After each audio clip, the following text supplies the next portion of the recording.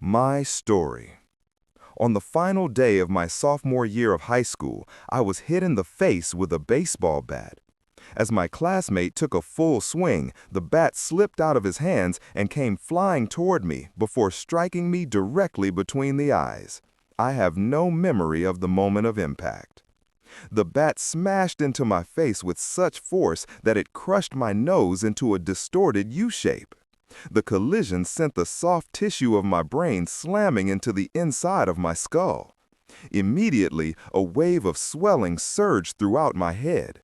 In a fraction of a second, I had a broken nose, multiple skull fractures, and 2 shattered eye sockets. When I opened my eyes, I saw people staring at me and running over to help. I looked down and noticed spots of red on my clothes. One of my classmates took the shirt off his back and handed it to me. I used it to plug the stream of blood rushing from my broken nose. Shocked and confused, I was unaware of how seriously I had been injured. My teacher looped his arm around my shoulder, and we began the long walk to the nurse's office, across the field, down the hill, and back into school. Random hands touched my sides, holding me upright. We took our time and walked slowly. Nobody realized that every minute mattered. When we arrived at the nurse's office, she asked me a series of questions. "What year is it?" 1998, I answered. It was actually 2002. "Who is the President of the United States?" "Bill Clinton," I said. The correct answer was George W. Bush. "What is your mom's name?" I stalled. 10 seconds passed. "Patty," I said, casually, ignoring the fact that it had taken me 10 seconds to remember my own mother's name. That is the last question I remember. My body was unable to handle the rapid swelling in my brain, and I lost consciousness before the ambulance arrived. Minutes later, I was carried out of school and taken to the local hospital. Shortly after arriving, my body began shutting down. I struggled with basic functions like swallowing and breathing. I had my first seizure of the day. Then I stopped breathing entirely. As the doctors hurried to supply me with oxygen, they also decided the local hospital was unequipped to handle the situation and ordered a helicopter to fly me to a larger hospital in Cincinnati. I was rolled out of the emergency room doors and toward the helipad across the street. The stretcher rattled on a bumpy sidewalk as one nurse pushed me along while another pumped each breath into me by hand. My mother, who had arrived at the hospital a few moments before, climbed into the helicopter beside me. I remained unconscious and unable to breathe on my own as she held my hand during the flight. While my mother rode with me in the helicopter, my father went home to check on my brother and sister and break the news to them. He choked back tears as he explained to my sister that he would miss her 8th grade graduation ceremony that night. After passing his siblings off to family and friends, he drove to Cincinnati to meet my mother. When my mom and I landed on the roof of the hospital, a team of nearly 20 doctors and nurses sprinted onto the helipad and wheeled me into the trauma unit. By this time, the swelling in my brain had become so severe that I was having repeated post-traumatic seizures. My broken bones needed to be fixed, but I was in no condition to undergo surgery. After yet another seizure, my 3rd of the day, I was put into a medically induced coma and placed on a ventilator. My parents were no strangers to this hospital. 10 years earlier, they had entered the same building on the ground floor after my sister was diagnosed with leukemia at age 3. I was 5 at the time. My brother was just 6 months old. After 2.5 years of chemotherapy treatments, spinal taps, and bone marrow biopsies, my little sister finally walked out of the hospital happy, healthy, and cancer-free. And now, after 10 years of normal life, my parents found themselves back in the same place with a different child. While I slipped into a coma, the hospital sent a priest and a social worker to comfort my parents. It was the same priest who had met with them a decade earlier on the evening they found out my sister had cancer. As day faded into night, a series of machines kept me alive. My parents slept restlessly on a hospital mattress. One moment, they would collapse from fatigue. The next, they would be wide awake with worry.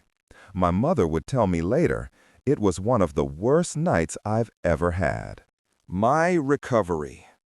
Mercifully, by the next morning, my breathing had rebounded to the point where the doctors felt comfortable releasing me from the coma.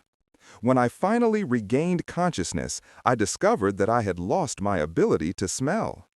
As a test, a nurse asked me to blow my nose and sniff apple juice box. My sense of smell returned, but, to everyone's surprise, the act of blowing my nose forced air through the fractures in my eye socket and pushed my left eye outward. My eyeball bulged out of the socket, held precariously in place by my eyelid and the optic nerve, attaching my eye to my brain. The ophthalmologist said my eye would gradually slide back into place as the air seeped out, but it was hard to tell how long this would take. I was scheduled for surgery 1 week later, which would allow me some additional time to heal. I looked like I had been on the wrong end of a boxing match, but I was cleared to leave the hospital.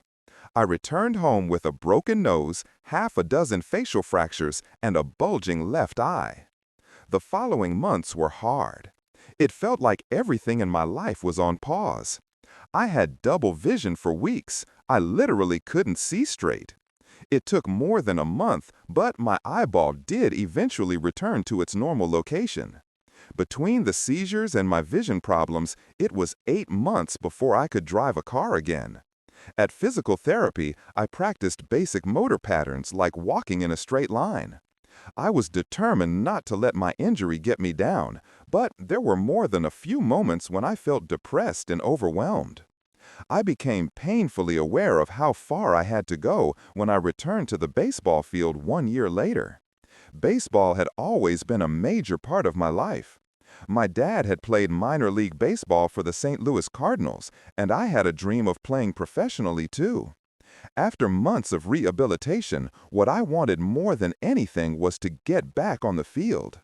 But my return to baseball was not smooth.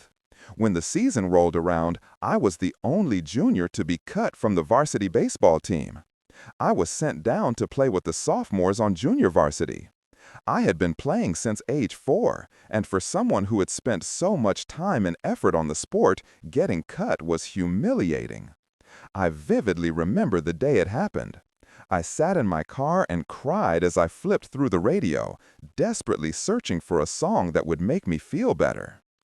After a year of self-doubt, I managed to make the varsity team as a senior, but I rarely made it on the field. In total, I played 11 innings of high school varsity baseball, barely more than a single game. Despite my lackluster high school career, I still believed I could become a great player. And I knew that if things were going to improve, I was the one responsible for making it happen. The turning point came 2 years after my injury, when I began college at Denison University. It was a new beginning, and it was the place where I would discover the surprising power of small habits for the first time. How I learned about habits. Attending Denison was one of the best decisions of my life. I earned a spot on the baseball team, and although I was at the bottom of the roster as a freshman, I was thrilled. Despite the chaos of my high school years, I had managed to become a college athlete. I wasn't going to be starting on the baseball team anytime soon, so I focused on getting my life in order. While my peers stayed up late and played video games, I built good sleep habits and went to bed early each night. In the messy world of a college dorm, I made a point to keep my room neat and tidy. These improvements were minor, but they gave me a sense of control over my life. I started to feel confident again. And this growing belief in myself rippled into the classroom as I improved my study habits and managed to earn straight A's during my first year. A habit is a routine or behavior that is performed regularly and, in many cases, automatically. As each semester passed, I accumulated small but consistent habits that ultimately led to results that were unimaginable to me when I started.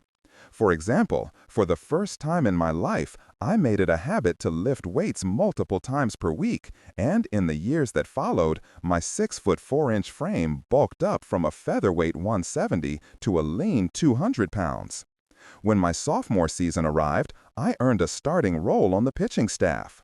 By my junior year, I was voted team captain, and at the end of the season, I was selected for the all-conference team. But it was not until my senior season that my sleep habits, study habits, and strength training habits really began to pay off.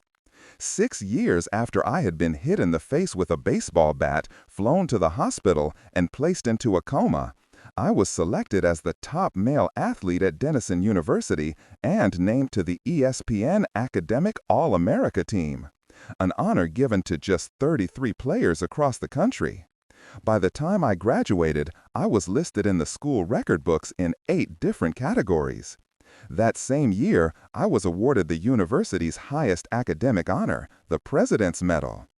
I hope you'll forgive me if this sounds boastful. To be honest, there was nothing legendary or historic about my athletic career. I never ended up playing.